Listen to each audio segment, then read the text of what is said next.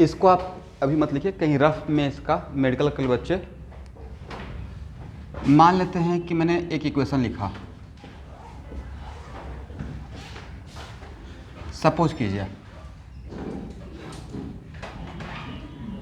Just यहाँ देखिए, इसको लिखना नहीं है, बट यहाँ से आपको ज़्यादा कॉन्फिडेंस आ जाएगा सॉल्यूशन देखने में, ठीक है। सपोज कीजिए, किसका बर्थडे था भाई?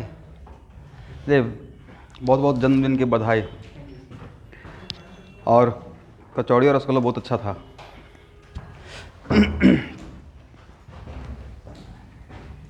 तो x equal to 2 sine omega t plus alpha, मानते हैं ऐसा कोई इक्वेशन है, इसको टाइम के रेस्पेक्ट में एक बार डिफ्रेंशिएट करेंगे तो क्या मिलेगा?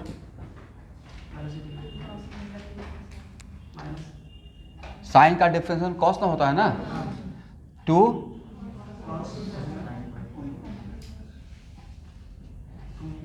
ओमेगा टी प्लस अल्फा, यहाँ तक आ गए, ए बन गया we x, correct.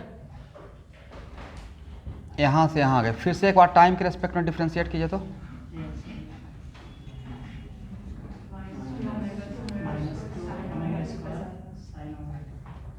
To omega square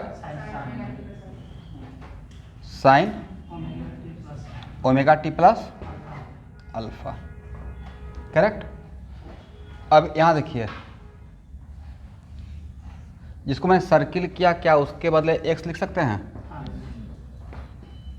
तो d2x by d t square equal to minus omega square x. अब इसी बात मतलब यहाँ से यहाँ आ गए तो कौन सा, यहाँ से यहाँ तक आ गए तो इस सेकेंड ऑर्डर डिफरेंशियल इक्वेशन हुआ। ये कौन सा? फर्स्ट ऑर्डर डिफरेंशियल इक्वेशन, इसको क्या पढ़ते हैं? Second order. अब भाई इसी का अगर मैं बोलता कि d2x by d t square, जो कल के क्लास में मैं बोल रहा था कि सेकेंड, इस टाइप का सेकेंड ऑर्डर डिफरेंशियल इक्वेशन का सॉल्यूशन, सॉल्यूशन का मतलब x का वैल्यू, सॉल्यूशन का मतलब x का वैल्यू साइनोसोडल फंक्शन होता है। क्या होता है? x equal to x naught sine omega t plus alpha. तब हो सकता है कि आपको ट्रस्ट नहीं होता, बट अभी तो प्रूफ करके दिखा दिया। यहाँ पे x का मैक्सिमम वैल्यू क्या हो सकता है? 2, क्योंकि इसका मैक्सिमम वैल्यू 1, तो इसी को मैं यहाँ पे नाम क्या दे रहा हूँ? x not, correct. तो यहाँ से यहाँ तक अगर ऐसे आए तो इसको सॉल्व करते करते तो x का वैल्यू ऐसा ही मिलता। किसका फंक्शन मिलता? साइन का। तो next question, sir what about cos का भी तो मिल सकता है। तो साइन अगर बोल दिए तो उसमें कॉस उसके अंदर है, अगर अल्फा पाई बाई 2 हो जाता, कितना होता? कॉस नजर आता, इसलिए अल्फा उस कॉस मिलेगा या साइन मिलेगा वो अल्फा डिसाइड कर लेगा। और साइन का फंक्शन और कॉस का फंक्शन को दोनों को कंबाइंड में साइनोसोडल फंक्शन बोल देते हैं, करेक्ट है ना। तो अब तो ट्रस्ट हो गया कि इसका सोल्यूशन ये होगा, इसका सोल्यूशन क्या रहेगा? ये रहेगा, करेक्ट है एवरीवन। आप लोग कहीं मेडिकल वाले कॉर्नर में लिख लीजिए, ड्रॉपर बैच का स्टूडेंट।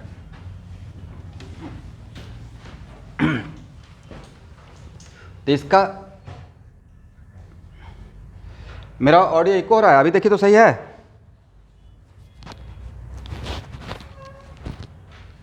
ठीक, यहाँ देखिए, इसका मतलब इसका सॉल्यूशन ए रहेगा, करेक्ट है ना। इसको हटाए, लिखिए फर्स्ट, बाकी लोग मत लिखिए, उन लोग को लिखने दीजिए।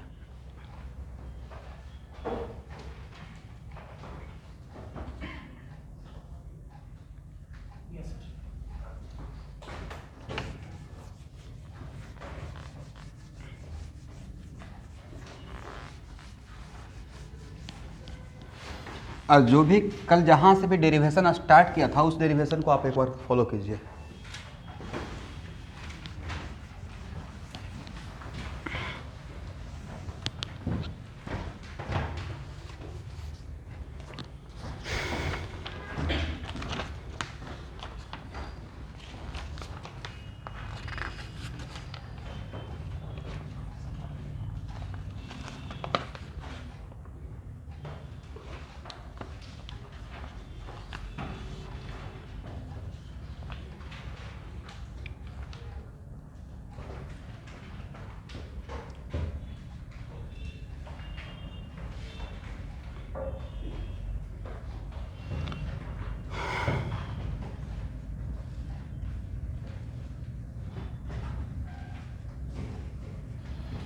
क्या उस डेरिवेशन में यहाँ तक हम लोग पहुँच गए थे? ये क्या था? ax। क्या आज के लिए यहाँ से स्टार्ट करें? उसी डेरिवेशन का कंटिन्यूटी है पिछले क्लास का, बट शायद आप लोग कंफ्यूज करेंगे, इसलिए इस इक्वेशन का नाम क्या दे, कुछ ए बी सी दे देते हैं। इक्वेशन ए, और d v y by d t कितना था एवरीवन?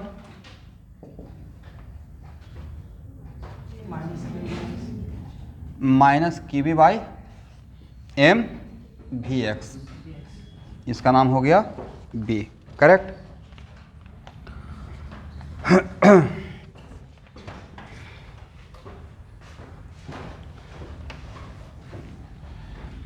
इक्वेशन ए को अगर टाइम के रेस्पेक्ट में अगेन डिफ्रेंशिएट करेंगे तो क्या लिखेंगे? D two v x by d t square equal to क्या होगा? Q b by m d v by d t, और d v by d t का वैल्यू तो पता है, दिस वन। तो क्या d v by d t का वैल्यू इतना यहाँ पुट कर सकते हैं? और पुट कर देंगे तो d two v x by d t square, d two v x by d t square equal to क्या हो जाएगा? Minus q b by m का होल स्क्वायर वी एक्स। तो भाई क्या इस इक्वेशन के साथ ए मैच कर गया? हाँ या ना? जिसमें ओमेगा का काम कौन करेगा? Q b by m. इसका मतलब यहाँ पे ये सेकेंड ऑर्डर डिफरेंशियल इक्वेशन आए, ये सेकेंड ऑर्डर डिफरेंशियल इक्वेशन में ओमेगा का काम कर रहा है क्यू बी बाई एम, और इसको हम लोग एक और नाम बोलते हैं, कौन सा फ्रीक्वेंसी? Cyclotron frequency. यही आगे चलकर बन जाएगा frequency of revolution in circle. क्या हो जाएगा? Frequency of angular frequency of revolution in circle, correct. It is not frequency, it is angular frequency. क्या हो जाएगा? Angular frequency. अब इस इक्वेशन का सॉल्यूशन, इस इक्वेशन का सॉल्यूशन डायरेक्टली क्या ऐसे लिख सकते हैं? V x equal to c one sine omega t अब प्लस अल्फा, है या ना? इस टाइप का डिफरेंशियल इक्वेशन का सॉल्यूशन क्या होता है? Sinusoidal function v x equal to c one sine omega t plus alpha, correct है। और मैं इसी के खोज में था। अगर वी एक्स मुझे एग्जैक्ट मिल जाएगा तो वी एक्स से एक्स का एक्स निकाल लेंगे, वी एक्स से क्या निकालेंगे? X, correct. बट यहाँ पे अननोन कितना आ गया एवरीवन? 2 आ गया ना, अल्फा और सी वन सिर्फ है या अल्फा और सी वन? ओमेगा तो पता हो गया, क्यू बी बाई एम, और मुझे निकालना है v x as a function of time as well as x as a function of time. अब बाद में वहाँ से टाइम को हटा देंगे तो मुझे ट्राइजेक्ट्रिक मिल जाएगा, करेक्ट है। तो इसको इक्वेशन सी बोलिए। चलिए, t इक्वल टू 0 पे, it is very important to note that t equal to 0 पे आपका वी एक्स, जहाँ से हम लोग डेरिवेशन स्टार्ट किए हैं, t इक्वल टू 0 पे वी एक्स क्या था? वी नॉट था। देखिए डायग्राम में क्या था? वी नॉट ना। तो t v x equal to क्या था? V naught. तो क्या लिख सकते हैं? V naught equal to c one sine alpha. T equal to 0 put करेंगे ना, तो ये टर्म 0 हो गया, तो क्या लिखेंगे? V naught equal to c one sine. ये आपको हेल्प करेगा एसएचएम में समझने में। मेडिकल के बच्चे अगर सोच कर छोड़िएगा कि नहीं ये कभी नहीं मिलेगा, तो ये तो वेब में मिलेगा ही मिलेगा, आज न कल। आज न कल इसको आपको फेस करना है, ठीक है।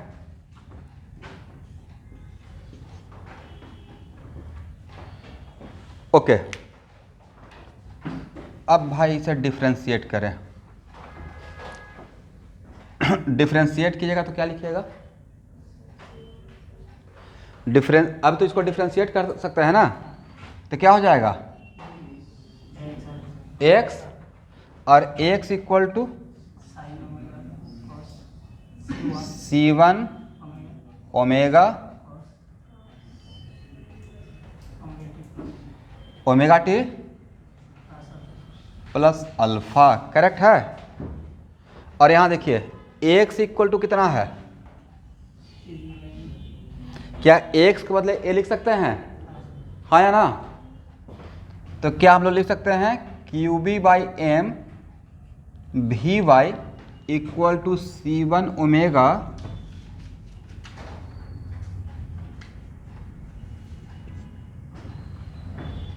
यहाँ तक सही है।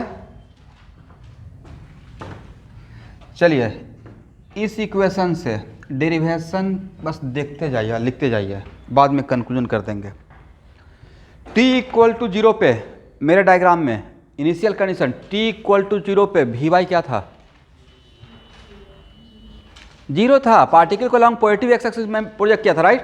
तो t इक्वल टू 0 पे वी वाई 0 था, तो क्या ये पूरे टर्म को 0 बना देगा, ये भी क्या हो जाएगा 0। तो 0 इक्वल टू कितना हो गया भाई, C1 ओमेगा कॉस अल्फा, है या ना। t इक्वल टू 0, तो यहाँ पे भी तो t इक्वल 0 पुट करेंगे, तो यहाँ पे ले देकर बचा कितना, 0 equal to C1 omega cos alpha. तो क्या यहाँ से बोल सकते हैं cos alpha equal to 0, cos alpha equal to then alpha equal to कितना π/2। एक चीज़ तो निकल गया, अल्फा इक्वल टू क्या निकल गया, यहाँ तक आ जाइए।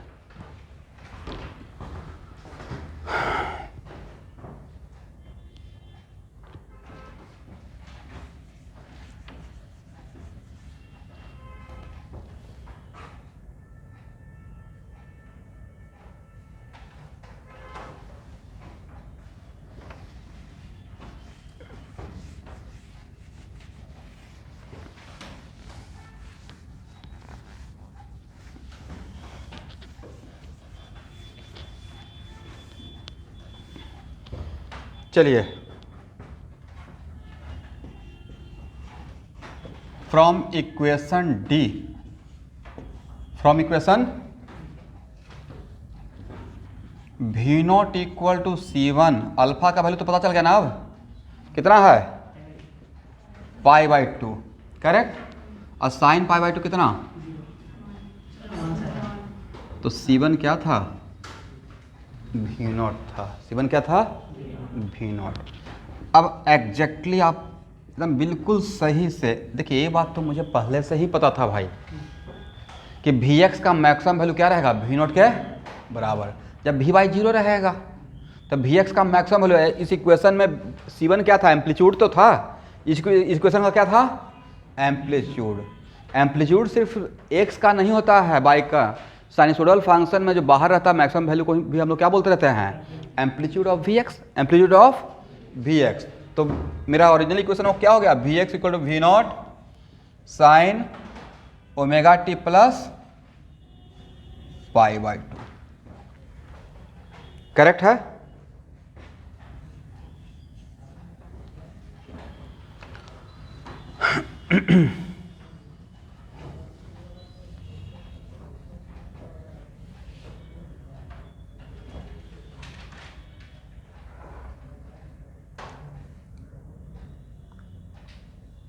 अब यहां देखिए,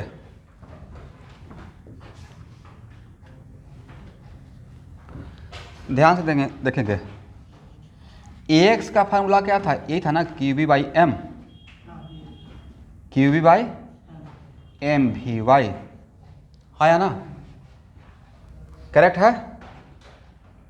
और ये क्या था भाई, यहाँ देखिए तो ये जो इक्वेशन है ध्यान से देखिएगा, ये क्या है, बोलते ही नहीं है, x है। तो क्या हम लोग x के बदले क्या लिख सकते हैं, C1 का वैल्यू तो आप पता हो गया ना। एक काम कीजिए, पहले यहाँ से x लिख लेते हैं, x के बदले लिख सकते हैं, इसको डिफ्रेंशिएट करेंगे तो क्या मिल जाएगा, x बदले कितना हो जाएगा, V नॉट ओमेगा। या एक काम कीजिए student, sine omega t plus π/2 कितना होता है, कॉस ओमेगा टी, क्या होता है। तो Vx equal to V naught cos omega t, ये मेरा इक्वेशन ई है।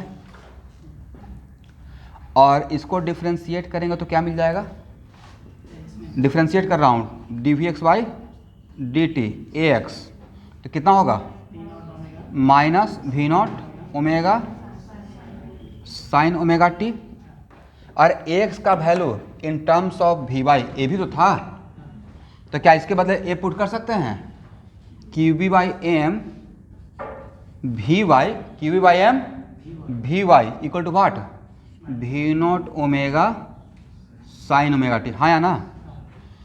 इससे क्या इसको कैंसिल कर दें,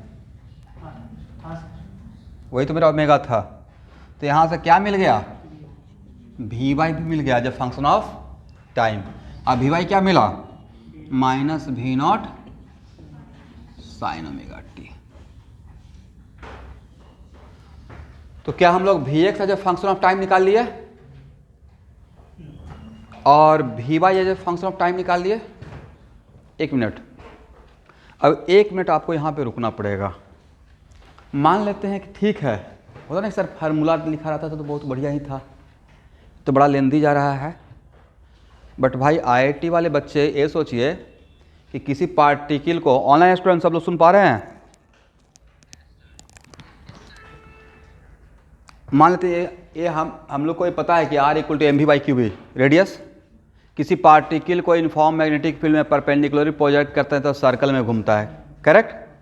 सर्कल में घूमता है, उसका रेडियस जनरली रेडियस निकालने के लिए आता है या फोर्स, करेक्ट। लेकिन अगर ये पूछा, अगर इसी क्वेश्चन में ये दे दिया जाता कि if any charge particle projected perpendicularly in uniform magnetic field, then कुछ कंडीशन दे दिया जाता, then v x as a function of time क्या होगा, वी एक्स एज ए फंक्शन ऑफ, तो सब भाई वहाँ पे तो आप फंस जाते अगर सॉल्यूशन नहीं देखते तो ये हो गया एडवांस लेवल का ऑब्जेक्टिव। तो ये v x as a function time क्या रहेगा, साइन का फंक्शन रहेगा, किसका रहेगा, साइन का फंक्शन रहेगा, समझ गए। बट नीट में ये बात कभी नहीं पूछेगा, नीट में सिर्फ पूछा जाएगा क्या, कितना टाइम तक मैग्नेटिक फील्ड में रहा या कितना रेडियस होगा, करेक्ट है। बट इन लोग को तो पूछा जाएगा कि v x as a function of time क्या रहेगा या v y as a function of time क्या रहेगा, करेक्ट है ना, या a x as a function of time क्या रहेगा या a y as a function of time क्या रहेगा। तो a x as a function of time a, अब वी वाई निकल गया, यहाँ देखिए यहाँ तक आ गए।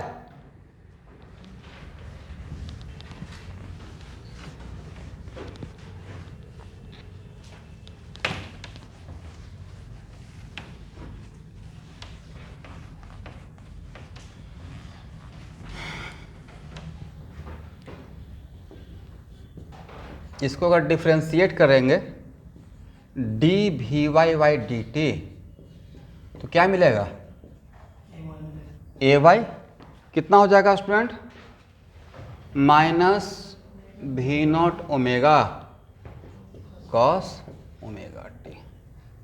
तो ये हो गया a y as a function of time. ये क्या हो गया था, x as a function of time. ये क्या हो गया था, v x as a function of time, correct है। अब एक काम कीजिए, v x square plus we Y square करके देखिए तो, दिस का स्क्वायर प्लस दिस का स्क्वायर रूट ओवर, आना भी चाहिए था वी नॉट। ये तो पहले से ही डिसाइडेड था कि मैग्नेटिक फोर्स कैसा फोर्स है, पावरलेस।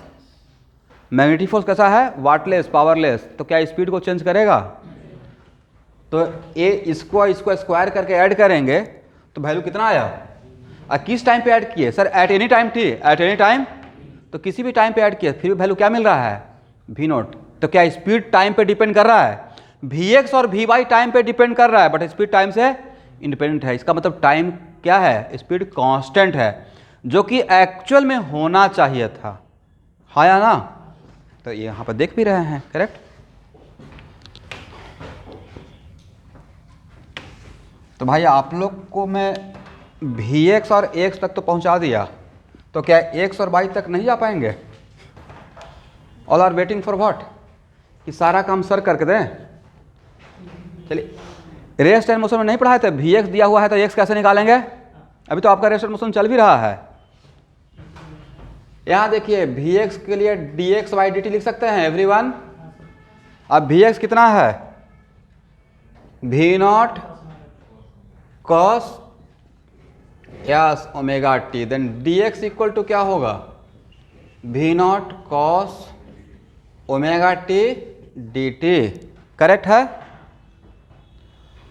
कहाँ से कहाँ तक, 0 से t, ऐसो कहाँ से कहाँ तक लीजिएगा,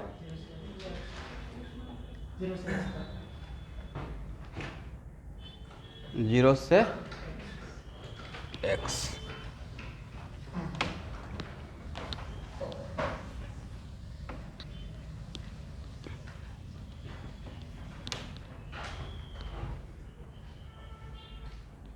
ठीक है ना, बोलिए कॉस ओमेगा टी का इंटीग्रेशन क्या होगा,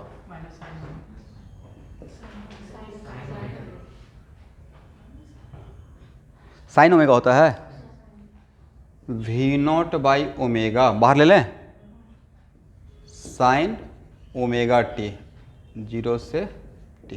ये पता था ना टी इक्वल 0 पे एक्स का कोऑर्डिनेट 0 था, हम लोग लिए थे। माइनस तो नहीं होता है ना, पता है ना कॉस का इंटीग्रेशन साइन होता है।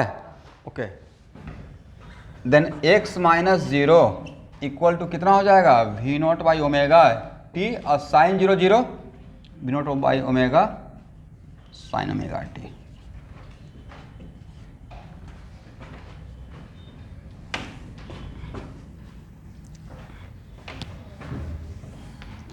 एक क्या गया, x as a function of time, क्या गया, ओके एवरीवन। और वी वाई के लिए लिख सकते हैं d y by d t, d y by d t equal to what, minus v naught sine omega t. तो d y equal to minus v naught sine omega t d t, integration t equal to 0 पे by क्या था, 0 ना, 0 से sine omega, sine का integration क्या होता है, माइनस कॉस, और यहाँ पे माइनस है तो माइनस माइनस बिकम्स प्लस, कर लें। तो बाई इक्वल बाई माइनस 0 हो जाएगा, by by minus 0 equal to by v naught by omega cos omega t 0 से टी, कितना होगा everyone, v naught by omega cos omega t, अब -1 लिख सकते हैं। चलिए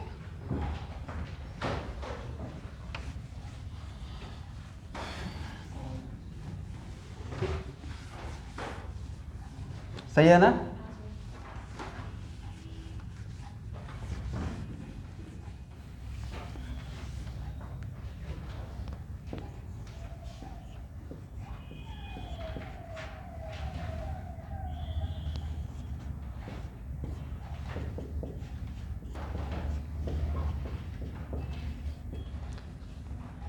देखिए तो ऐसे लिख सकते हैं,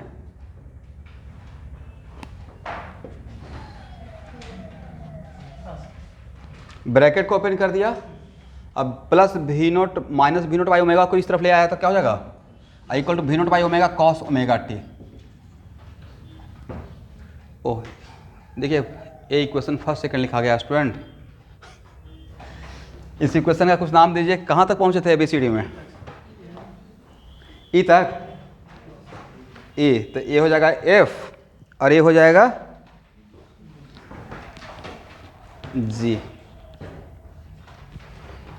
अब बताइए इतना मेहनत के बाद जो हम लोग का लक्ष्य था, टारगेट था, वहाँ तक आ गए। तो ये हम लोग का निकालना क्या था, ट्रैजेक्टरी ऑफ पार्टिकल, और ट्रैजेक्टरी ऑफ पार्टिकल मतलब पाथ ऑफ द पार्टिकल, और ट्रैजेक्टरी का डिफिनेशन क्या है, relation between the coordinate bye eliminating other variable like time. तो इक्वेशन A फॉर G को क्या करें कि टाइम हट जाए और सिर्फ x और y रहे, यस स्क्वायर करके ऐड कर देंगे, क्या करेंगे, तो लिखिए squaring equation F and G and adding बहुत बढ़िया से इसको हम लोग सॉल्व किए हैं डिराइव करके। यहाँ के बाद आप कॉन्फिडेंस में बोल सकते हैं किसी को कि इसका सर्कल ही क्यों होता है। इसका लेकिन शॉर्टकट भी दे दूंगा आपको। यहाँ देखिए तो क्या हो जाएगा, एक्स का square plus square equal to what, correct है ना। और बताइए स्टूडेंट, एक किसका इक्वेशन होता है, सर्कल का स्टैंडर्ड इक्वेशन पता है ना, एक्स माइनस एक्स नॉट का square plus y minus y naught का square equal to what, r square, correct. जहाँ पे एक्स नॉट वाई नॉट क्या रिप्रेजेंट करता है, सेंटर ऑफ द, तो एच को आई के साथ कंपेयर कीजिए और बताइए जो डायग्राम हम लोग का था डेरिवेशन में, उसमें सेंटर कहाँ पे रहेगा, सेंटर ऑफ द सर्कल 0 और माइनस भी नॉट बाई ओमेगा। यहाँ पे माइनस रहना चाहिए, प्लस है ना, तो यहाँ पे माइनस माइनस कर सकते हैं, इसको भाई ऐसे लिख सकते हैं, करेक्ट। इसका मतलब सेंटर ऑफ द सर्कल कितना है और रेडियस कितना है, लिखिए। From here we conclude that, from here we conclude that path of the particle is circle, path of the particle is circle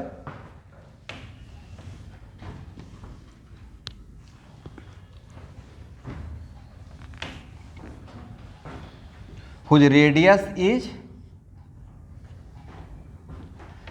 मैं पाथ बोला हूं, इसका मतलब ये नहीं कि कंप्लीट सर्कल बनेगा ही, कंप्लीट सर्कल नहीं बनेगा या नहीं बनेगा वो अलग के सिचुएशन है।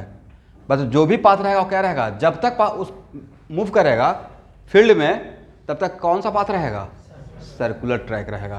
कुछ radius equal to v naught by omega. अब वी नॉट ओमेगा वैल्यू का वैल्यू क्या था, q v by m, then r equal to क्या हो गया, m v naught by q we.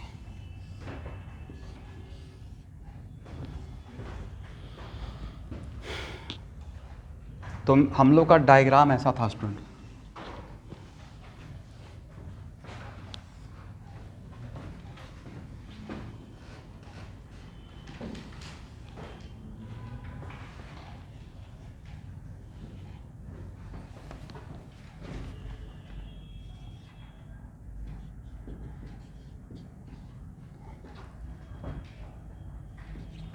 Correct है ना।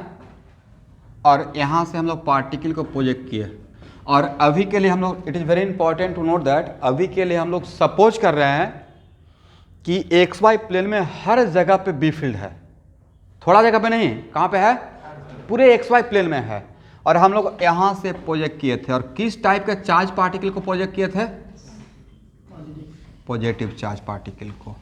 तो पॉजिटिव चार्ज पार्टिकल का सेंटर ऑफ द सर्कल कहाँ मिला था, जहाँ से प्रोजेक्ट किए थे, जिस पॉइंट से प्रोजेक्ट किए हैं, क्या वही सेंटर ऑफ द सर्कल है या वो सर्कल का सरकमफ्रेंस का वन ऑफ द पॉइंट है। ये जहाँ से प्रोजेक्ट करते हैं वो सेंटर ऑफ द सर्कल नहीं है, वो क्या रहेगा, उस सर्कल का one of the point, circumference का one of the point. Centre of the circle कहाँ पे है, जहाँ से प्रोजेक्ट किए हैं उसके यहाँ देखिएगा, यहाँ पे है, करेक्ट। और वो कितना है, 0 and minus v naught by omega. और ये वैल्यू ही तो रेडियस है, ये वैल्यू ही क्या है, इसका मैग्नीट्यूड। इसका मतलब है कि भाई ये सेंटर है और ये क्या है, रेडियस। तो सेंटर से रेडियस के डिस्टेंस पे वो क्या रहता है, सरकमफ्रेंस का वन ऑफ द पॉइंट, ऐसे घूमेगा। अब वापस से अगर सफिशिएंट हर जगह पे एक्स वाई प्लेन में, तो वापस दोबारा इसी पॉइंट से आकर गुजरेगा। दिस इज नॉट, तो मेरा अपने टाइम पे कन्फ्यूजन क्या रहता था, मैं सोचता था कि जहाँ से प्रोजेक्ट किए वही सेंटर ऑफ द सर्कल है। दिस इज माई कन्फ्यूजन अपने टाइम पे। बट पता क्या चला कि जहाँ से प्रोजेक्ट करते हैं वो सरकमफ्रेंस का one of the point, not centre of the circle का point. Centre of the circle क्या रहेगा, जहाँ से प्रोजेक्ट करते हैं उसके ऊपर नहीं तो नीचे, करेक्ट। उसके ऊपर नहीं तो नीचे, किसके रेस्पेक्ट में, इस भी नॉट जहाँ से वेलोसिटी के परपेंडिकुलर, करेक्ट। इस पर बहुत बात करना पड़ेगा। तो ऐसे घूम रहा है पार्टिकल, अब वापस इसी पॉइंट से गुजरेगा, करेक्ट है ना।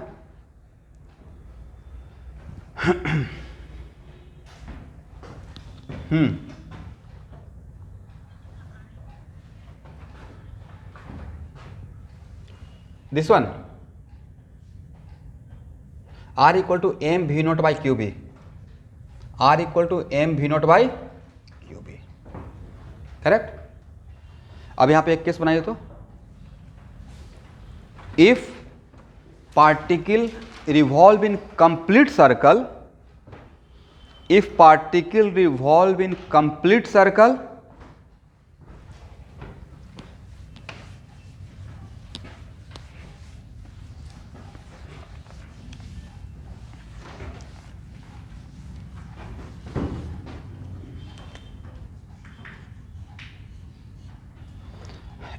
यहां देखिए ए भी naught value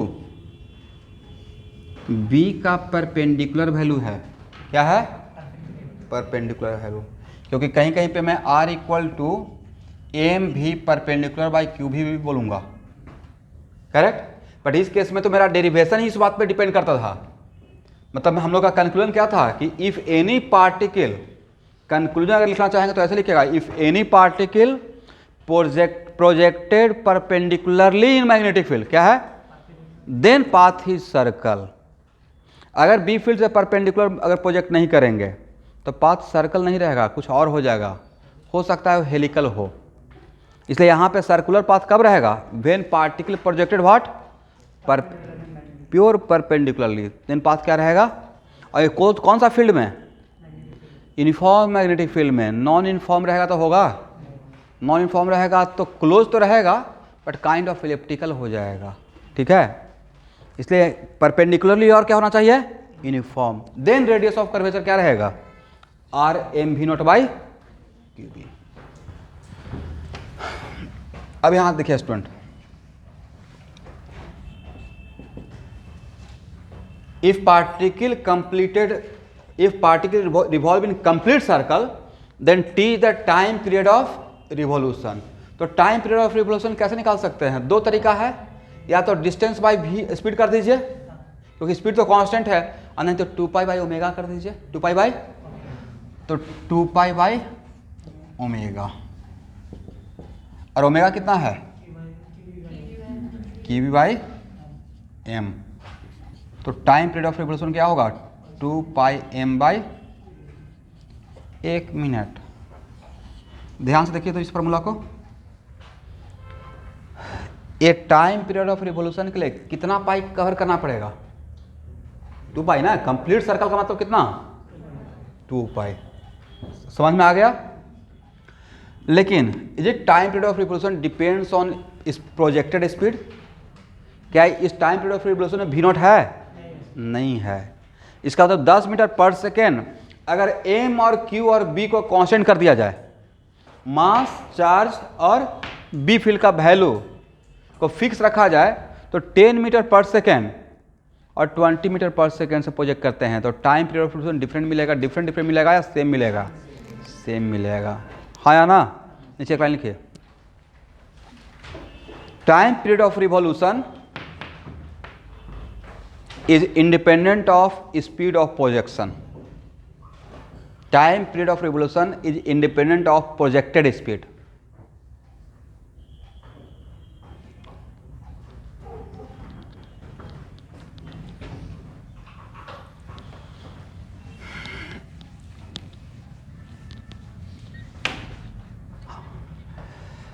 time period of revolution, यहां देखिए इसी बात को, इसी फॉर्मूला को देखकर मैं एक लाइन बोल रहा हूं, इसमें वी नॉट है आपका,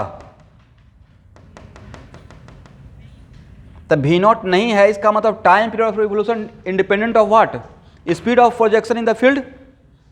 इसका मतलब है कि V1 से प्रोजेक्ट करें या V2 से, अगर एम क्यू और बी को सेम रखा जाए तो time period of revolution different मिलेगा या सेम मिलेगा, सेम मिलेगा, करेक्ट। जनरली हम लोग को ऐसा फील होता है कि ज़्यादा स्पीड से करेंगे तो कम टाइम पीरियड में घूम जाएगा। ऐसा नहीं होगा, ज़्यादा स्पीड से प्रोजेक्ट करें या कम स्पीड से प्रोजेक्ट करें, टाइम पीरियड ऑफ फ्रिक्शन क्या रहेगा, सेम रहेगा। ये मैं नहीं बोल रहा हूँ, फार्मूला बोल रहा है, करेक्ट।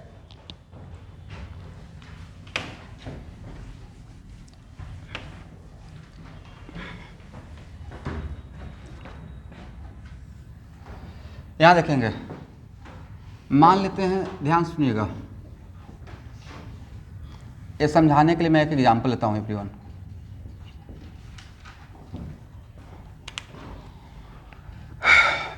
अब यहाँ से मेडिकल के बच्चों को ध्यान देना है। आपको इतना तो समझ में आ गया ना कि सर्कल होगा, रेडियस का फॉर्मूला पता चल गया, टाइम पीरियड ऑफ रिवोल्यूशन पता चल गया।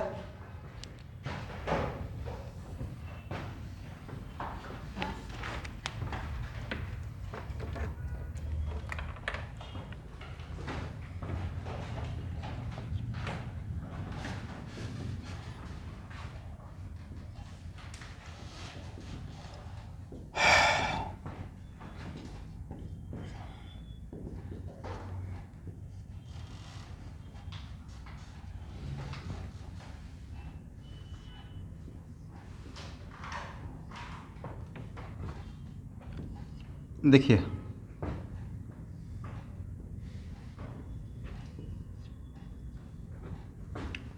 दो पार्टिकल है मेरे पास, दो चार्ज पार्टिकल है जिसका मास और चार्ज सेम है, मास और चार्ज और सेम फील्ड में प्रोजेक्ट कर रहे हैं, बट एक को प्रोजेक्ट कर रहे हैं V2 से और परपेंडिकुलर प्रोजेक्ट कर रहे हैं, और एक को प्रोजेक्ट कर रहे हैं V1 से।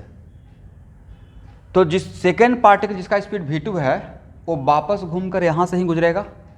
अभी तो डेरिवेशन में देखे हैं, जहाँ से प्रोजेक्ट करते हैं वो क्या रहता है, सर्कमफ्रेंस का वन ऑफ द पॉइंट क्या रहता है। तो पूरा XY प्लेन में अगर मेरा B फील्ड है, पूरा XY प्लेन में अगर मेरा B फील्ड है, तो जिस पॉइंट से प्रोजेक्ट करते हैं that point is not the point of the centre of the circle, it is the point of circumference of the circle, correct. लेकिन अब ये पहले इसको क्रॉस करेगा, या जब दोनों को अगर एक साथ प्रोजेक्ट करते हैं तो दोनों एक साथ इस पॉइंट पे घूम कर आएगा या अलग अलग आएगा, एक साथ आएगा भाई, क्योंकि टाइम पीरियड डिफरेंट है या सेम है। तो सर ऐसा कैसे हो गया, ऐसा इसलिए हो गया कि जिसका स्पीड ज़्यादा रहेगा उसका रेडियस भी तो ज़्यादा रहेगा, तो इसको ज़्यादा डिस्टेंस कवर करना पड़ेगा, क्योंकि R2 इक्वल टू क्या लिखिएगा, mv2 बाई वाट, QB, और R1 के लिए क्या लिखिएगा, QB। तो किसको बड़ा रेडियस में, बड़ा सर्किल में घूमना पड़ेगा, इसका स्पीड ज़्यादा तो रेडियस भी ज़्यादा हो गया, तो दैट्स वाई कि वो कंपनसेट हो जाता है, ठीक है। इसका मतलब है situation is just like what, oh तो इलिप्टिकल ही हो गया।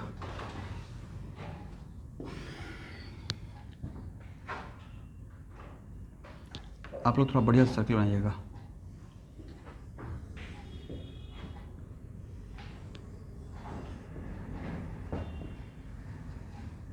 इसका रेडियस रहेगा R1 छोटे वाला सर्किल का, और दूसरे का रेडियस क्या रहेगा, R2। और जब वापस आएगा तो दोनों सेम टाइम पे यहाँ पे पहुँचेगा, करेक्ट है। तो ऐसा पाथ बनेगा। बात समझ में आ गया एवरीवन।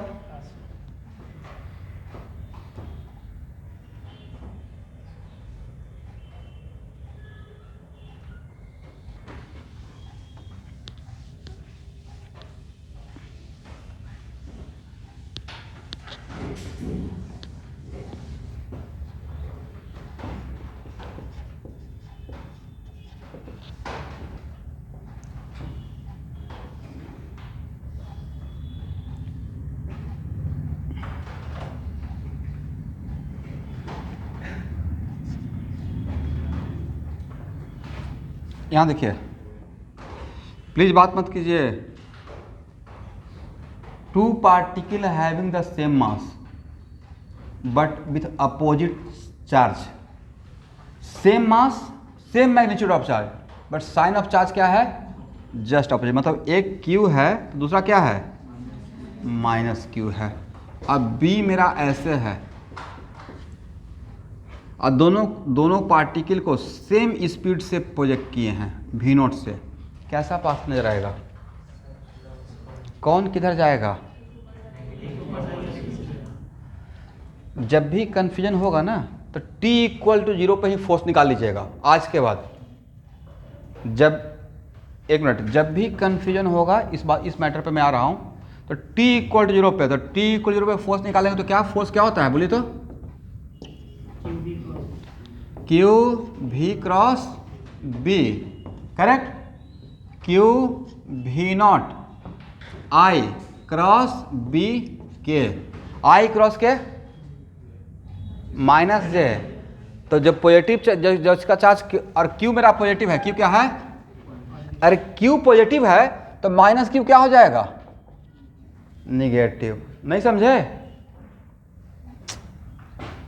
मान लेते हैं कल के डेट में मैं बोल दिया कि मेरा देखिए ये मेरा जो चार्ज है क्यू क्या है? Positive, correct. तो इसे माइनस लगाएंगे तो क्या नहीं रहेगा? ये अगर पॉजिटिव है तो माइनस क्यू पूरा क्या हो गया? निगेटिव हो गया। तो यहाँ पे अगर ये आप आई क्रॉस के माइनस जे, और ये क्या है? पॉजिटिव क्वांटिटी है ना, दैट्स वाई यहाँ पे क्या हो जाएगा? क्यू भी नॉट बी माइनस जे। इसका मतलब ये वाला चार्ज पार्टिकल किधर जाएगा? ये तो पता है कि सर्कल में जाएगा, ये ऐसे जाएगा। कौन सा चार्ज पार्टिकल? और दूसरा चार्ज पार्टिकल ऊपर की तरफ जाएगा। और दोनों का रेडियस सेम रहेगा, डिफरेंट रहेगा? सेम रहेगा। दिखा दीजिए।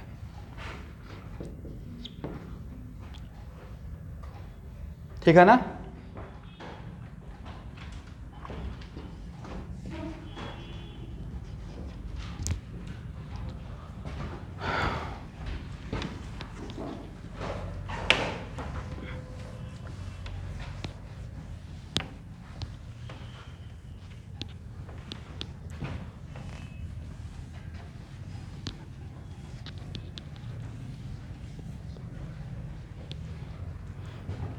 आ रहे हैं स्टूडेंट उसी बात पे। यस, थोड़ा सा वेट कीजिए, जैसे से अभी समझा रहे हैं उसे समझते रहिए। हो गया यहाँ तक? कोई प्रॉब्लम? चलिए स्टूडेंट, अब बहुत सिंपल सा क्वेश्चन का आंसर दीजिए मुझे। मान लेते हैं कि कल के डेट में आपको सर्कुलर मोशन में पढ़ा रहा हूँ,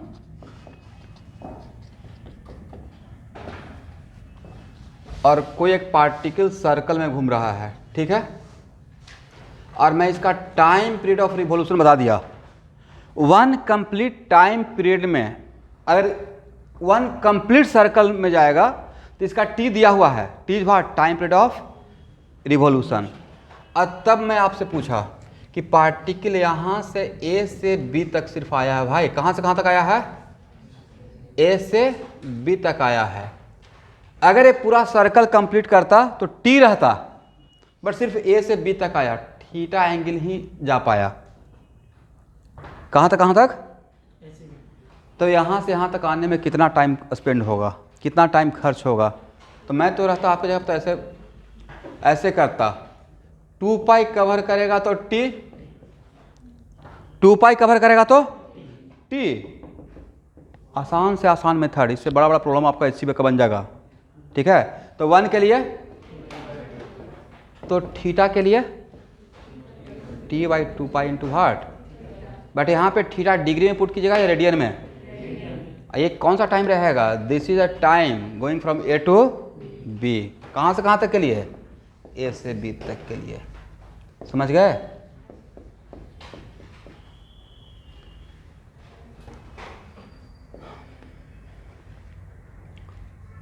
बट यहाँ पे थीटा डिग्री में नहीं, किसे पुट करना है?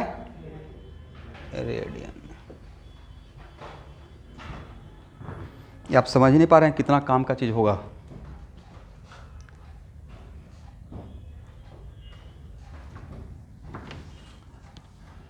हो गया?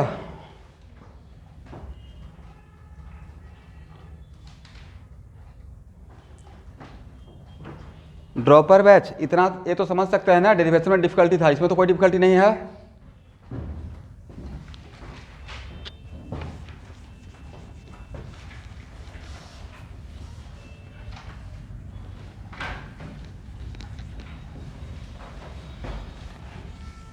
अब 12th क्लास के बच्चे मुझे बताएंगे, सर्कुलर मोशन पढ़ा दिया हूँ?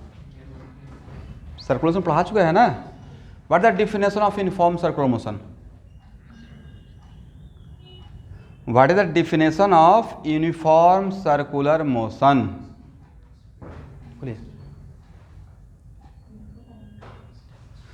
सर्कुलर मोशन का दो कैटेगरी, यूनिफॉर्म सर्कुलर मोशन और non uniform. If any particle moving with constant speed, velocity तो कांस्टेंट रहेगा ही नहीं भाई, वो तो हर पॉइंट पे चेंज होगा direction. If any particle moving with constant speed, correct, then it is called what? Uniform circular motion. एक लाइन लिखिए आप लोग, बाकी लोग को पता है। If any particle moving with constant speed in a circle,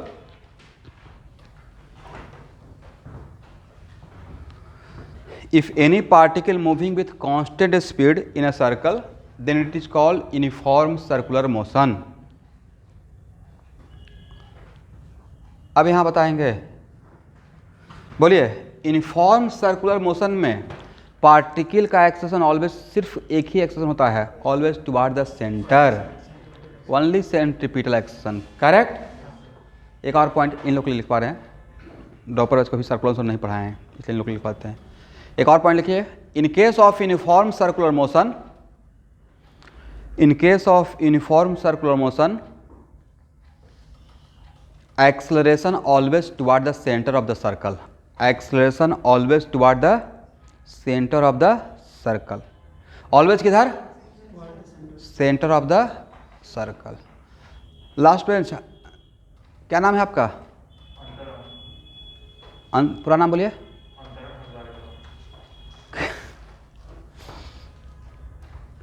कब से क्लास चल रहा है? 10 तारीख से, 11 या 12 से स्टार्ट, मतलब क्लास नहीं 20 से स्टार्ट किया हूँ, राइट। मैंने बीच में ब्रेक था फर्स्ट टर्म का, बट क्लास तो स्टार्ट हो गया है। इसलिए अभी से लेकर जब तक मेरा बैच ख़त्म नहीं होता है तब तक आपको क्लास करना है, लाइव या ऑफलाइन। नहीं भाई, एक there is a very big misconception, इनका छोड़िए। बाकी एक पेरेंट्स आए पूछ रहे हैं कि सर ऑफलाइन कब से ले रहे हैं? बोला कि 4 महीना हो गया, 5 महीना हो गया ना 12th का, जब से कोरोना का SOP ख़त्म तो ऑफलाइन शुरू। इसका मतलब है कि वो लोग या तो बच्चे नहीं बता रहे हैं, बताना पड़ेगा ना, क्योंकि क्लास कैंसिल होता है तो प्रॉपर मैसेज करते हैं क्लास कैंसिल है, इसे प्लीज़ क्लास कीजिएगा, ठीक है। अभी से लेकर लास्ट तक करके तो देखिए, मान लीजिए टाइम वेस्ट हो रहा है, ये सोचकर ही क्लास कीजिए।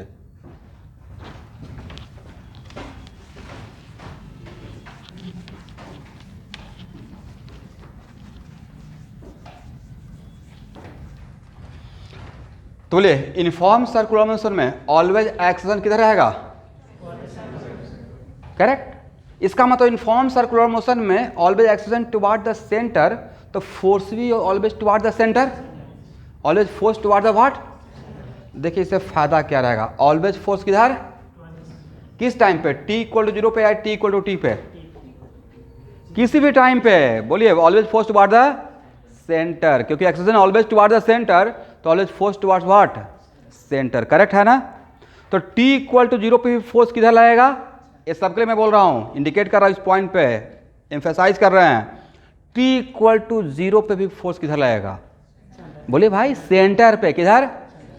तो t=0 पे ही अगर मैं फोर्स का डायरेक्शन निकाल लें तो सेंटर की तरफ ही रहेगा, हाँ या ना। t=0 पे भी फोर्स किधर रहेगा? तो वहां से सेंटर निकालने में हेल्प होगा। समटाइम्स ऐसा रहता है ना कि पूरा कंप्लीट सर्कल में नहीं घूम पाता है पार्टिकल, सिर्फ एक आर्क बनाता है। क्या बनाता है? उस टाइम सबसे बड़ा डिफिकल्टी यही रहता है कि बड़ा आर्क बनेगा या छोटा आर्क बनेगा, और सेंटर उस आर्क का किधर रहेगा। तो सेंटर किधर रहेगा कौन बताएगा? फोर्स का डायरेक्शन। कौन बताएगा? फोर्स का डायरेक्शन। कितना छोटा छोटा बात से कितना बड़ा बात हो जाएगा, समझ गए? जो मैंने बोल दिया कि यूनिफॉर्म सर्कुलर मोशन में ऑलवेज एक ही एक्सेशन रहता है, toward the centre, centripetal, correct. तो फोर्स भी किधर रहेगा? सेंटर की तरफ रहेगा हर टाइम पे। t=0 पे या तो t=0 पे जो सेंटर दिखाएगा, t=t पे अलग सेंटर का डायरेक्शन रहेगा, सेम ही तरफ दिखाएगा, सेम दिखाएगा। तो हम लोग को ये स्टेटमेंट हम लोग को हेल्प करेगा t=0 पे ही सेंटर बता देने के लिए।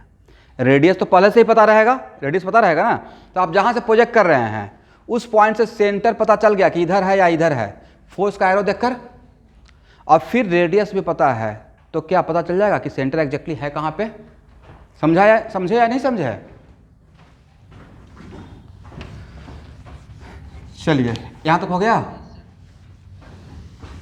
मैं आपको यहाँ पर आता तो इस condition when particle projected perpendicularly in the wave field, तो t इक्वल टू 0 पे जहाँ से प्रोजेक्ट कर रहे हैं वहाँ पे फोर्स का डायरेक्शन मुझे सेंटर बता देगा और रेडियस तो निकल जाएगा। करेक्ट।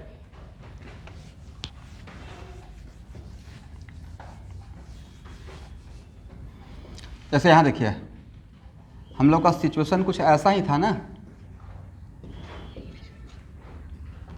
ये बहुत बड़ा, ये यूज टू हो जाएगा, थोड़ा सा वेट कर लीजिए। इसे बोलने का रिक्वायरमेंट है ही नहीं, एक ही एक्सेशन है सेंट्रीपिटल। क्या टेंजेंशियल एक्सेशन होगा तो सिर्फ फोर्स भी किधर लगेगा, ऑलवेज टुवर्ड द, और वो फोर्स कौन लगाएगा, वो फोर्स, मैं यही मत बोल दीजिएगा mv²/r, वो तो उसका रिजल्ट होता है। वो फोर्स कौन लगाएगा, मैग्नेटिक फील्ड, मैग्नेटिक फोर्स रहेगा। और कौन सा, QV×B, QV×B। अब मान लेते हैं कि मेरे एग्जाम्पल में जो A था B = B के, और यहाँ पे मेरा चार्ज पार्टिकल पॉजिटिव था, यहाँ से मैं प्रोजेक्ट कर रहा था, ध्यान से देखिएगा, यहाँ से ही प्रोजेक्ट किए थे ना स्टूडेंट। t = 0 पे फोर्स किधर आया था, यहाँ पे t = 0 पे फोर्स किधर आया था, निकालिए भाई, पेन चलाते नहीं है, बड़ा समस्या है आप लोग के साथ। यही आया था ना QV0B - J, 21 टाइम का। करेक्ट। तो ये जो फोर्स था इसका मैग्नीट्यूड कितना हो जाएगा, यही तो मेरा सेंट्रीफ्यूगल फोर्स रहेगा। मैग्नीट्यूड कितना, QV0B, और डायरेक्शन किधर, नीचे की तरफ, बट वो डायरेक्शन तो टुवर्ड्स सेंटर इंडिकेट करेगा। इसका मतलब यहाँ t = 0 पे पता चल गया कि यहाँ से यहाँ पे सेंटर है। कहाँ पे सेंटर है, इसके जस्ट नीचे, ऊपर या नीचे, नीचे है। करेक्ट। और रेडियस तो फार्मूला, अब रेडीमेड फार्मूला हम लोग डेवलप कर लिए ना, आर क्या है, mv0/QV। समझ गए। तो ये बात मुझे t = 0 पर ही पता था कि सेंटर जस्ट यहाँ पे है, इस पॉइंट के जस्ट ऐसे। करेक्ट।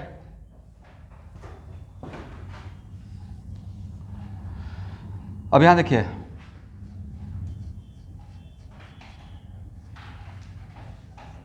ये थोड़ा सा Newton second law of motion देख लेते हैं, ए पॉइंट ऑफ व्यू। अब होता क्या है कि जनरली शॉर्टकट में डेरिवेशन करने के लिए, रेडियस निकालने के लिए ऐसे भी डेरिवेशन दिखाया हुआ रहता है, सर्कुलर मोशन का हेल्प लेकर। करेक्ट। कि कोई यहाँ पे स्पीड कांस्टेंट रहेगा और बोल दिया जाएगा पाथ क्या रहेगा, सर्कल। स्पीड कांस्टेंट और पाथ क्या रहेगा, सर्कल।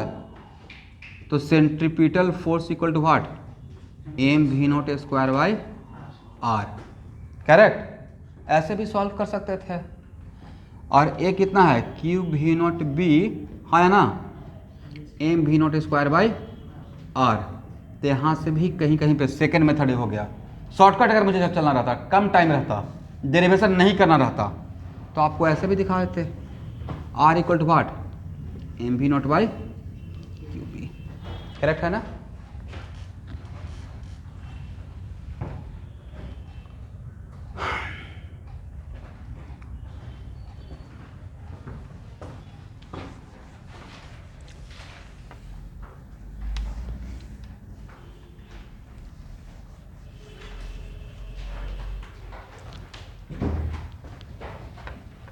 इसको हटाएं,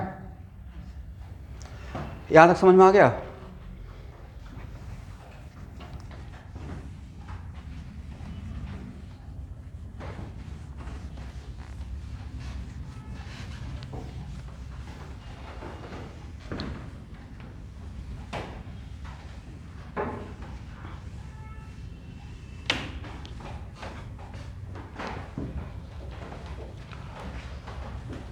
अब देखिए,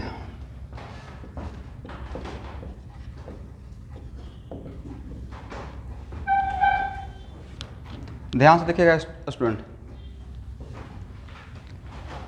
मेरा ये व्हाइट बोर्ड का जोन है, इस लाइन से इस तरफ, इस लाइन से इस तरफ फील्ड है और इस तरफ फील्ड नहीं है। मैं एजम्पशन ले रहा हूँ, करेक्ट है ना। इससे पहले के डे तक मैं अभी क्या मान रहा था कि पूरा एक्स वाई प्लेन में क्या है, फील्ड है। अभी मैं क्या मान रहा हूँ कि ये मेरा बाउंड्री है फील्ड का, इस तरफ फील्ड नहीं है और इस तरफ फील्ड है, और यहाँ पे मेरा फील्ड ऐसा है। डायग्राम ड्रॉ कीजिएगा।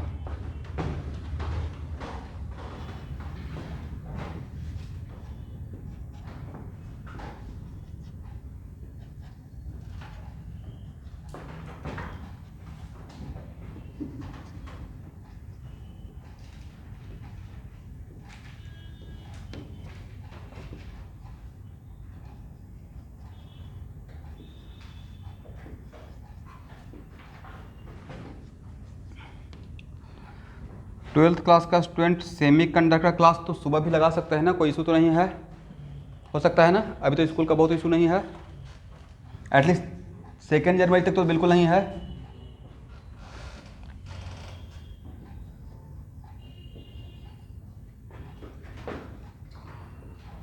हाँ, उनसे पूछिएगा, सेमी कंडक्टर से हर सेट में क्वेश्चन आता है जेईई मेन में।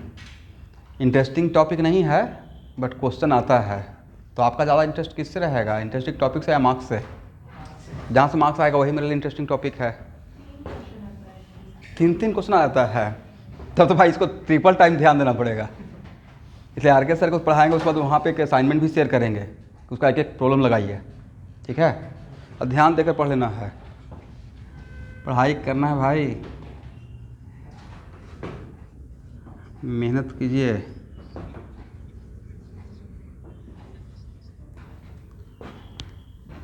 सेमी कंडक्टर में तो देखिए, ऐसे तो बोलिएगा तो सेमी कंडक्टर बहुत बड़ा टॉपिक है आगे के पॉइंट ऑफ व्यू से। जेनर डायोड, ओके, मतलब फॉरवर्ड बायस्ड, बैकवर्ड बायस्ड, और एंड गेट और गेट जो भी है, मतलब ट्रांजिस्टर भी है ना उसमें। ट्रांजिस्टर है मतलब इलेक्ट्रॉनिक डिवाइस हो गया, इलेक्ट्रॉनिक्स डिवाइस या एम्पलीफायर, सब कुछ को ध्यान से और खासा ग्राफ वगैरह भी देख लीजिएगा, मतलब बढ़िया से पढ़ना है, शॉर्टकट नहीं।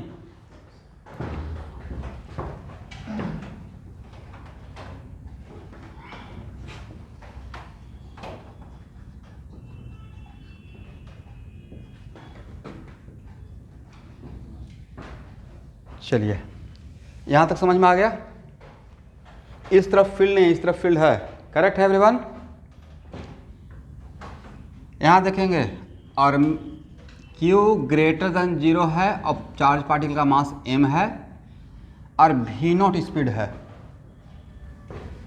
और बिल्कुल मैं इस बाउंड्री से एक पार्टिकल को ऐसे प्रोजेक्ट किया हूँ V0 से। मेरा क्वेश्चन है, पार्टिकल पूरा सर्कल कंप्लीट करेगा या नहीं करेगा, और नहीं करेगा तो क्यों नहीं करेगा, और करेगा तो कैसे करेगा। ओके, तो सर यहाँ पे जैसे ही आपने प्रोजेक्ट किया, अब बिल्कुल मैं ऐसे प्रोजेक्ट किया हूँ, जो मेरा बाउंड्री लाइन है ना, यहाँ देखिए, जो मेरा बाउंड्री लाइन है उस बाउंड्री लाइन के परपेंडिकुलर, बी फील्ड का तो परपेंडिकुलर है ही, मेरा बी फील्ड ऐसे है, बट इस बाउंड्री लाइन का भी परपेंडिकुलर। तो भाई यहाँ पे जब फोर्स निकालेंगे t=0 पे फोर्स निकाल लेंगे, बोलिए भाई हाँ, तो क्या हो जाएगा, Q V0B, मैग्नीट्यूड मैंने लिखा, इसका डायरेक्शन किधर रहेगा, नीचे। और जहाँ t=0 पे भी फोर्स का डायरेक्शन से हम सेंटर बता सकते हैं। तो आपको लगता है कि सेंटर इस लाइन पे रहेगा, इस डायग्राम के लिए सेंटर कहाँ रहेगा, एग्जैक्टली इस लाइन पे रहेगा। ऊपर रहेगा या नीचे रहेगा, नीचे रहेगा। और कितना रेडियस पे रहेगा स्टूडेंट, r तो निकाल ही सकते हैं, mV0/QB। तो कितना अब तो बढ़िया हो गया कि सेंटर आपको यहाँ पता चल गया कि ये मेरा रेडियस है, तो घूमकर यहाँ से यहाँ तक आएगा, करेक्ट है ना। बट जैसे ही यहाँ पे आएगा तो कितना कवर कर लिया, ये जस्ट ए पॉइंट और ए पॉइंट, ए और be just diametrically opposite point, diametrically. तो इसका मतलब है कि जस्ट डायमीटर, इस डायमीटर का आधा, इस डायमीटर के इस तरफ का पार्ट कवर कर लिया, मतलब हाफ ऑफ द सर्कल। कौन सा? इसका मतलब है कि अगर बी फील्ड का बाउंड्री लाइन, बी फील्ड का क्या, बाउंड्री लाइन से परपेंडिकुलर अगर प्रोजेक्ट करते हैं तो उस टाइम पे सर्कल सिर्फ half of the circle he complete करता है। और half of the circle complete करने के बाद जब यहाँ पे आएगा तो क्या इस तरफ बी फील्ड है? तो यहाँ से जैसे ही आउट होगा तो सर्कल ठीक से बनाने दीजिए, तो करेक्ट।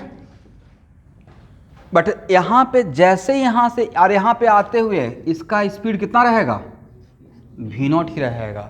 तो जिस स्पीड से इन करेगा उसी स्पीड से यहाँ तक पहुँचा, लेकिन यहाँ से जैसे ही आउट होते ही यहाँ पे फोर्स ऑल ऑफ सडन क्या हो जाएगा? 0। तो फोर्स 0 तो एक्सेलरेशन 0 तो वेलोसिटी कांस्टेंट। तो ऐसे जाते रहेगा। इसका मतलब कितना सर्कल कंप्लीट करेगा? Half of the circle. पूरा सर्कल कंप्लीट नहीं करेगा। पूरा सर्कल कंप्लीट करने के लिए यहाँ देखिएगा, अब एक मिनट, आपसे ये भी पूछा जा सकता था कि एक बाउंड्री लाइन है, करेक्ट, और आपको फ्रीडम और बोला गया है कि बाउंड्री लाइन, ये मेरा एक लाइन है ए बी, समझ गए, और यहाँ से किसी पार्टिकल को v0 से प्रोजेक्ट कर रहे हैं, और आपको क्वेश्चन बोला गया कि इस लाइन के रेस्पेक्ट में इस तरफ और इस तरफ दोनों तरफ कितना विड्थ तक मिनिमम बी फील्ड रहना चाहिए, दैट्स व्हाई पूरा सर्कल बन जाए। मेरा क्वेश्चन समझ में आया?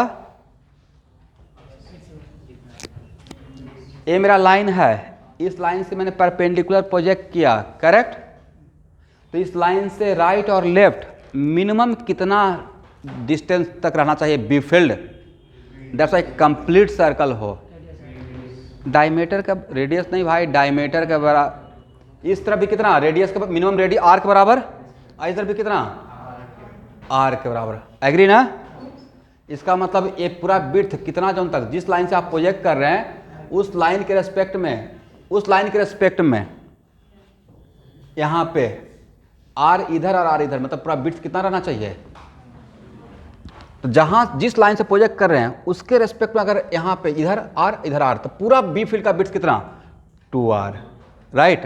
तब ये क्या करेगा? पूरा सर्कल कंप्लीट कर सकता है। उससे ज़्यादा रहेगा तो बहुत बढ़िया से करेगा, बट उससे कम रहेगा तो कंप्लीट होगा नहीं होगा। समझ में आ गया? ऐसा भी क्वेश्चन पूछा जाएगा, ऐसा भी क्वेश्चन है HCB में। तो सारा हम लोग HCB का प्रॉब्लम सॉल्व करने का माहौल बना रहे हैं, ठीक है। तो इस हाँ,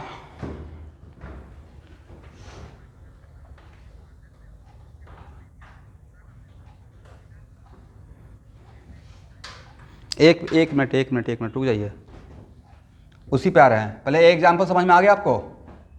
एग्जाम्पल समझ में आया? तो यहाँ पे आपसे पूछा जाएगा how much distance cover by particle in the B field. आप लोग बोला कीजिए भाई, पूछते हैं और मुझसे ही आंसर सुनते हैं। पाई आर, ए आर का डिस्टेंस कवर करेगा, and how much time spend by particle in the B field, पूरा टाइम पीरियड ऑफ रिवोल्यूशन का हाफ t/2, करेक्ट ना? पूरा सर्कल होता था t, तो पूरा सर्कल हुआ या हाफ ऑफ द सर्कल? तो कितना डिस्टेंस कवर किया बी फील्ड में?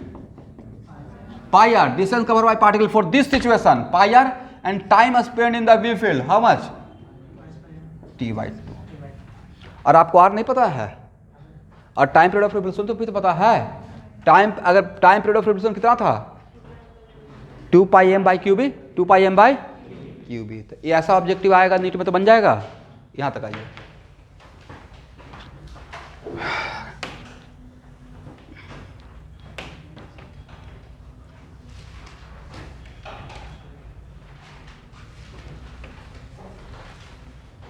इस टाइप का क्वेश्चन को मैं देखता हूँ बहुत लोग बहुत लेंदी तरीके से सोचते हैं, इतना कॉम्प्लिकेटेड कर देते हैं कि फिर बनाना ही छोड़ देते हैं, जबकि इतना आसान क्वेश्चन है, राइट। यही तो करना है, θ=L/r, θ=L/r, यही करना है। आर कैसे निकालते हैं? θ=L/r। इसको हटाएं,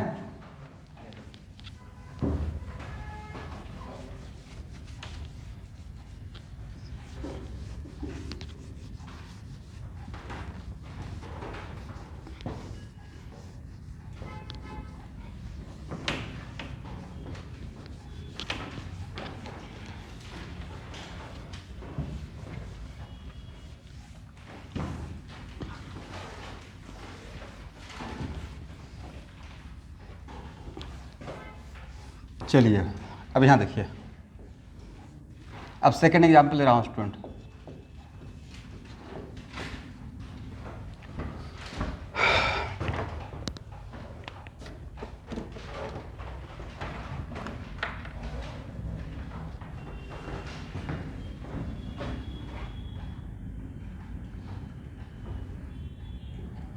अच्छा, डॉट समझ में आ जाएगा तो क्रॉस का भी तो हो जाएगा।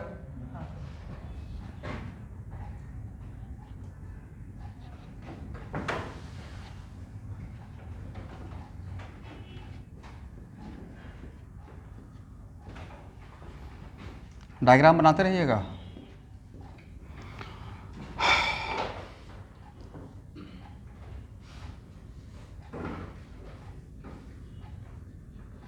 सब लोग नेक्स्ट क्लास से प्लीज मास्क लगा के आइए। क्लास अभी लगा के रखिएगा खुद के सेफ्टी पॉइंट ऑफ व्यू के लिए। अब यहाँ देखिए, this is the boundary line, this is the what, boundary line. इस तरफ फील्ड नहीं है, बस इस तरफ फील्ड है। लेकिन इस बाउंड्री लाइन के रेस्पेक्ट में मैं चार्ज पार्टिकल को ऐसे प्रोजेक्ट किया हूँ। कैसे प्रोजेक्ट किया है? इस बॉन्ड, जो मेरा बाउंड्री लाइन है, जो फील्ड और नहीं फील्ड के बीच का जो डिवीजन है, उसके रेस्पेक्ट में मैं ऐसे प्रोजेक्ट किया हूँ। करेक्ट है ना? तो बी फील्ड पे ये वेलोसिटी क्या रहेगा? अभी भी परपेंडिकुलर है भाई, अभी भी क्या है?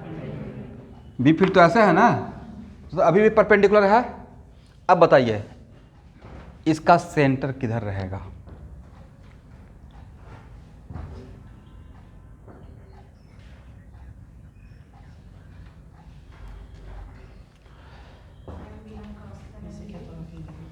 और ये आपको एंगल दिया रहेगा थीटा, ये एंगल थीटा दिया रहेगा।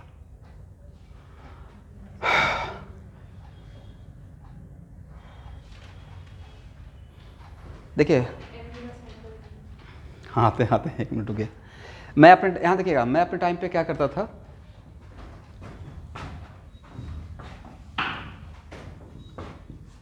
एक्स एक्सिस वाई एक्सिस, ये क्या है? बोलिए, जेड एक्सिस है ना? Z axis perpendicular to the white board. बताइए, ये तो मेरी मर्जी है ना, मैं एक्स एक्सिस कैसे ड्रॉ करता हूँ, वाई एक्सिस। अभी भी मैं x axis y axis white board पे ही ड्रॉ किया, तो जेड एक्सिस पे कोई फर्क पड़ेगा? नहीं पड़ेगा। बट मेरा काम तो आसान हो गया, मेरा काम क्या हो गया है? ईजी हो गया। तो मैं अपने टाइम पे क्या करता था कि इधर क्या मान लेता था? X axis, right. और तो ये क्या हो जाता? Y axis, for sake of simplicity. तो उससे मेरा जेड एक्सिस में कोई फर्क नहीं पड़ेगा, बट आई क्रॉस जे करने में मेरे लिए आसानी हो जाएगा, है ना? तो ऐसे कर लीजिएगा थोड़ा फास्ट होने के लिए। मन में तो कर सकता है ना। अब बताइए फोर्स क्या रहेगा? बोलिए तो, q v naught B minus j. तो माइनस जे अब किधर? नीचे नहीं, इधर, हाँ या ना? नीचे या इस तरफ? इस तरफ, मतलब यहाँ पे ही सेंटर है। करेक्ट, यहाँ पे क्या है? सेंटर। तो ऐसा सुने हैं कि सेंटर ऑफ द सर्कल यहाँ पे है, पार्टिकल ऐसे घूमेगा। सेंटर यहाँ है, पार्टिकल कैसे घूम रहा है? ऐसे घूम रहा है। सर्कुलर मोशन है, सेंटर है यहाँ, पार्टिकल कैसे घूम रहा है? ऐसे। ऐसा होगा। सेंटर कैसे बता दिए सर? फोर्स का डायरेक्शन, यही तो सेंट्रीपिटल फोर्स था। मतलब पार्टिकल कैसे घूमेगा? बोलेंगे ही नहीं, बड़ा समस्या है सर। ऐसे घूमेगा। करेक्ट है ना? इसका मतलब फील्ड में बड़ा आर्क बनाएगा या छोटा आर्क बनाएगा? बड़ा आर्क बनाएगा। फील्ड में कैसा आर्क बनाएगा? छोटा। मैं नहीं बोल रहा हूँ, डायग्राम बता रहा है इटसेल्फ। करेक्ट। वजह, एक मिनट यहाँ देखिए, अगर फील्ड में उसने सेंटर पे पाई से ज़्यादा एंगल कवर किया, कितना? मतलब पाई से ज़्यादा एंगल कवर करेगा, मतलब बड़ा आर्क रहेगा। करेक्ट। और पाई से कम एंगल कवर किया मतलब छोटा आर्क रहेगा। तो डायग्राम तो कुछ ऐसा ही रहेगा, सेंटर के अराउंड रिवॉल्व करते रहेगा। ठीक है। और आते हुए यहाँ आएगा। यहाँ आने के बाद स्टूडेंट सर यहाँ आने के बाद तो फिर बस ऐसे ही भी नोट से निकल जाएगा, करेक्ट। भी नोट से इन करेगा और भी नोट से ही आउट होगा। यहाँ तक समझ में आ गया। अब चलिए आप 9th क्लास में या 10th क्लास में जो ज्योमेट्री पढ़े हैं उसका भयानक यूज कर लीजिए, करेक्ट है ना। ये बताइए ये एंगल कितना, टेंजेंट पे क्या होगा 90, और ये भी कितना रहेगा स्टूडेंट 90 डिग्री रहेगा। तो ए एंगल 90 है और एक लाइन का एंगल कितना होता है 180। तो ए 90 और ए थीटा, तो ये कितना हो जाएगा भाई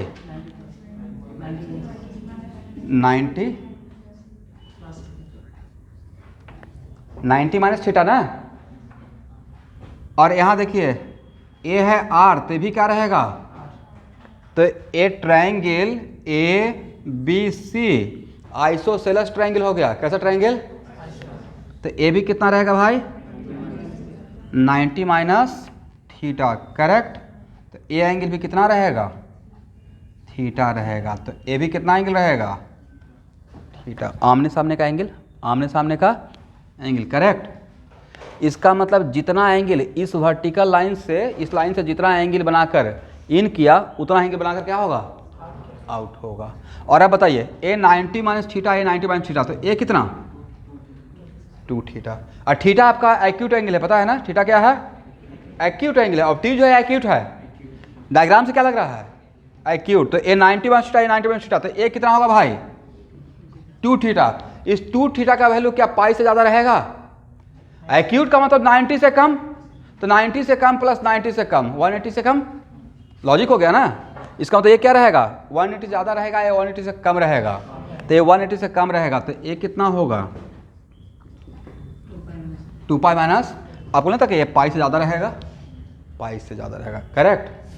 इसका मतलब एक कौन सा आर्क रहेगा स्मॉलर आर्क इस कंडीशन के लिए या बिगर आर्क, बिगर आर्क रहेगा। यहाँ तक सब ये डायग्राम यहाँ तक सबको समझ में आ गया। यहाँ पे हम लोग थोड़ा ज्योमेट्री का यूज़ किया, ज्योमेट्री भी समझ में आ गया, ओके। अब इसमें समस्या रहेगा ये थीटा दिया रहेगा स्टूडेंट, मान लेते हैं थीटा 30 डिग्री है, तो ये 30 रहेगा, तो क्या ए वैल्यू निकाल लेंगे आप लोग। ये 30 रहेगा तो ए वैल्यू तो निकल जाएगा। तो क्या distance cover by charge particle in the B field निकाल लेंगे। कौन सा फार्मूला से, एक फार्मूला है ट्रिग्नोमेट्री में टी इक्वल टू व्हाट, तो मुझे ए वाला आर्क चाहिए, arc in the what field. तो ए आर्क सेंटर पे ए एंगल सबटेंड किया है या ए एंगल सबटेंड किया है, ए एंगल सबटेंड किया है, करेक्ट। तो डिस्टेंस इक्वल टू क्या लिख देंगे theta equal to l by r, एक फार्मूला है, तो l equal to what r theta. ये जो एल है वही तो डिस्टेंस कवर रहेगा, तो एल इक्वल टू क्या लिख सकते हैं r into 2 pi minus 2 theta, आया ना, दिस इज द आंसर। ये क्या हो गया distance cover by particle in the field. And how much time spend by particle in the field, तो टी बाई 2 पाई, अभी तो फार्मूला बताए थे, T by 2 pi into theta, but वो थीटा कौन सा थीटा, जितना वो कवर करे, जितना वो आर्क बनाकर सेंटर पे लगाएगा, राइट। यही कवर, यही तो कवर किया। इसका मतलब कितना 2 pi minus 2 theta, 2 pi minus इसके रेस्पेक्ट में, इसके रेस्पेक्ट में। ये इन्फॉर्मेशन जो मैंने दिया इस केस के लिए, समटाइम्स ये भी एंगल दिया जा सकता है। हो सकता है कि आपको प्रॉब्लम में, जैसे यहाँ पे मैंने ए एंगल दे दिया, कभी कभी प्रॉब्लम में ए एंगल भी दिया रहेगा स्टूडेंट, दिस एंगल, कोई बात नहीं, जो भी एंगल दिया रहेगा उसके रेस्पेक्ट में ज्योमेट्री से हम लोग निकाल तो सकते हैं। तो इनटू क्या हो जाएगा 2 पाई माइनस 2 थीटा, कितना आसानी से निकल गया। 2 पाई अगर पूरा सर्किल रहता तो टाइम पीरियड टी रहता, तो इतना एंगल है तो time period T by 2 pi into 2 pi minus 2 theta. ये टाइम कौन सा टाइम था, how much time spend by particle in the field, correct है।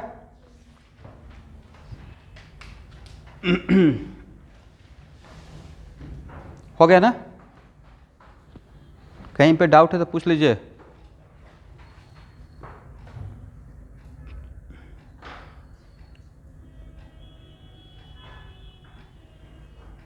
यहाँ देखिए स्टूडेंट, कहीं पे डाउट है, समझ में आ गया है। हाँ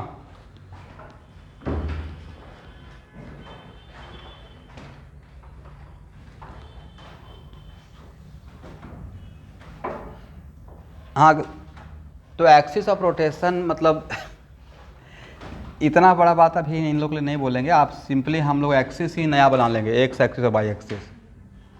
नया क्या बना लिए, तो वही बात किया है समझाने के लिए, एक्स एक्सिस और वाई एक्सिस। मैंने एक्सिस को रोटेट ही किया, पर उसी को अगर बोलेंगे एक्सिस, देखिए एक्सिस ऑफ रोटेशन हो गया, तो उतना नहीं करेंगे, सिंपली जिधर भी नोट रहेगा उधर ही मैं क्या मान लूँगा, एक्स एक्सिस, और क्या मान लेंगे उसके perpendicular Y axis.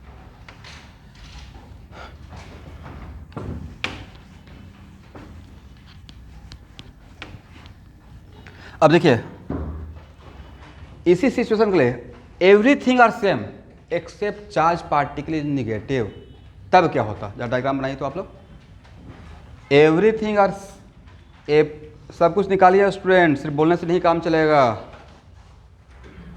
Everything are same except charge particle are what, negative, मतलब मेरा चार्ज पार्टिकल क्या है, निगेटिव है।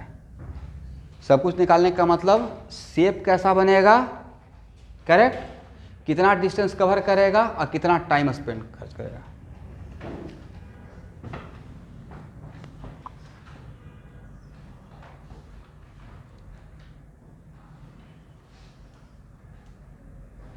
डायग्राम के साथ, डायग्राम के साथ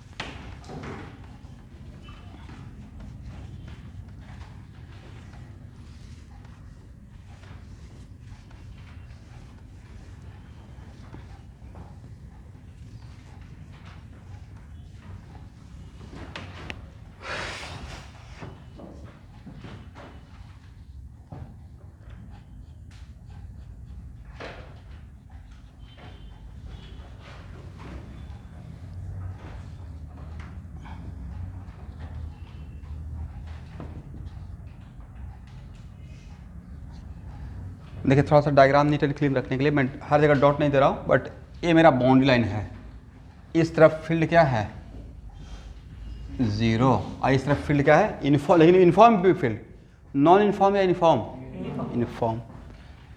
और ऐसे प्रोजेक्ट किए थे ना एवरीवन, और एंगल क्या था, थीटा, और ए था बी नॉट। अभी जस्ट आपको बताए थे कि इसको एक्स एक्सिस मान लीजिएगा, और ये क्या रहेगा, वाई एक्सिस।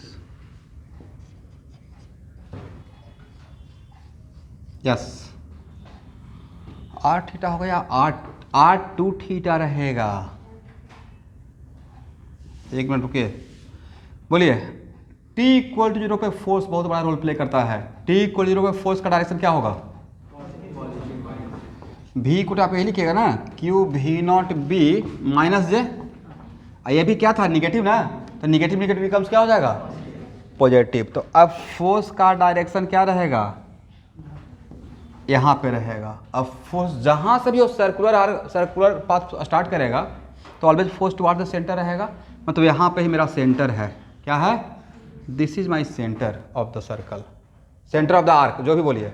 और इस आर्क का वैल्यू तो पता ही रहेगा कितना, m v naught by q b.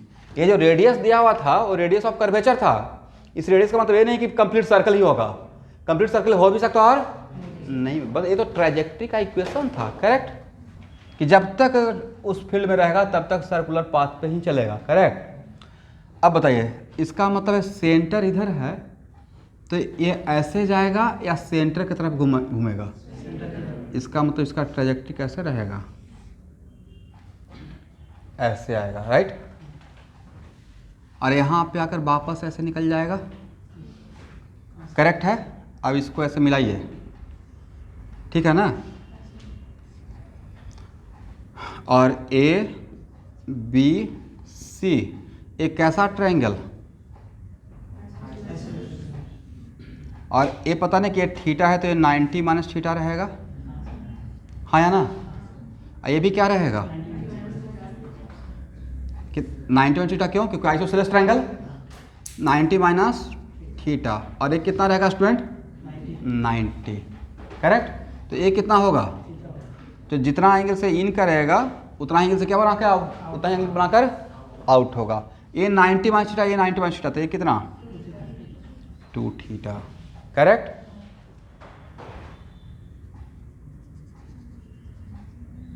ये आर्क कवर करेगा? ये आर्क बनेगा ही नहीं है। तो बताइए, ए 2 थीटा और ये जो एंगल मैंने दिखाया हुआ एक्यूट एंगल है, तो इसलिए लेस देन क्या रहेगा? वो लेस देन 180, लेस देन, तो ये क्या रहेगा? More than 180। इसका मतलब फील्ड में बिगर आर्क कवर किया या smaller arc? Smaller arc cover करेगा, करेक्ट है ना, हाँ या ना, यस। तो ये भी क्वेश्चन हम लोग को जहन में आएगा कि बिगर आर्क बनाएगा या स्मॉलर आर्क बनाएगा। All depends on what? Centre of the circle decide करना, कहाँ पे मेरा सेंटर है। तो मैंने जो ऑब्जर्व किया है कि सेंटर अगर फील्ड के अंदर बनता है, किधर? क्वेश्चन बहुत सारा हम लोग सॉल्व करेंगे। सेंटर अगर फील्ड के अंदर बनता है, नहीं ये भी नहीं, ये कंपल्सरी नहीं है। ये हो भी सकता, नहीं भी हो सकता है। बोलिए क्यों कंपल्सरी नहीं है? मतलब एक मिनट रुकिए स्टूडेंट, मुझे बोलने तो पूरा दीजिए। सेंटर ऑफ ए, यहाँ से मिसकॉन्सेप्शन हो जाएगा। जब बहुत सारे सिचुएशन नहीं देखे हैं तो ये बोलना सही नहीं रहेगा, ये बोलना सही नहीं रहेगा कि सेंटर किधर बनेगा। लेकिन उस फिर भी हम लोग देखते हैं क्या होता है, ठीक है। 2-4 एग्जाम्पल और लेंगे, उसके बाद डिसाइड करेंगे।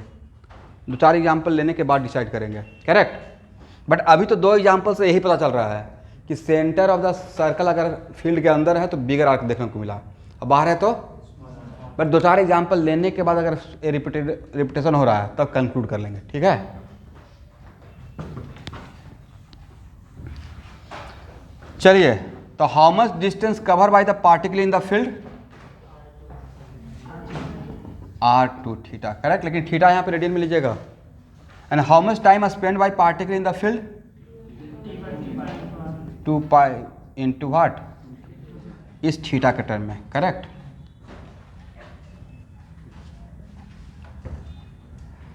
तो यहाँ से नेक्स्ट क्लास, अभी इस पे और भी एग्जाम्पल लेना बाकी है, ठीक है।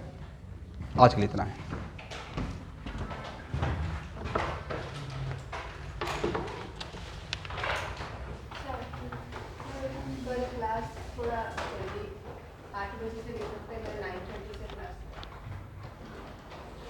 बोली तो कल जो सेमीकंडक्टर में क्लास है, हाँ। 9:30 से क्लास है मेरा 9। 9:30 से मेरा क्लास है, ओके।